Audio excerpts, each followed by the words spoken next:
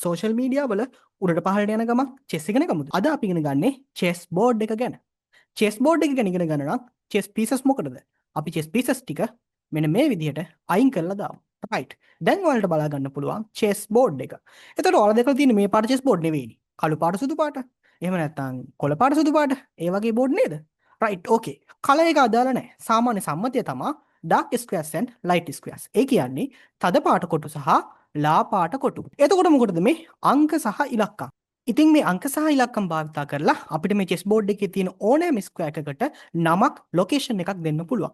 උදාහරණයක් විදිහට අපි මෙන්න මේ square එක සැලකුවොත් මේ square එකට අපි කියනවා D5 කියලා. හේතුව මේ square එකට අදාළ ඉංග්‍රීසි අකුර D ඉලක්කම 5 5. ඒ නිසා අපි මේ square එක D5 කියනවා. ඉතින් මේ විදිහට ඔයාලට පුළුවන් මේ chess board එකේ තියෙන කොටු 64ම නම් කරන්න. හරි අපි ඊළඟට කතා කරන්නේ මේ chess board එකේ තියෙන files rank diagonal. ඒ මොනවද? right. chess board එකේ මෙන්න මේ දිශාවට තියෙන පේලි අපි files කියලා හඳුන්වනවා.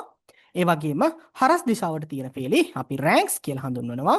right. ඒ වගේම මෙන්න මේ හැඩයට තියෙන විකර්ණ දිශාවට යන පේලි අපි diagonal කියලා හඳුන්වනවා. අලුතෙන්ම chess ඉගෙන ගන්න කෙනෙක් මූලික වශයෙන් chess board එක ගැන මේ ටික දැනගත්තාම හොඳටම ප්‍රමාණවත්. මේ වගේම තවත් වීඩියෝ එකකින් ඉක්මනින් හම්බ වෙමු.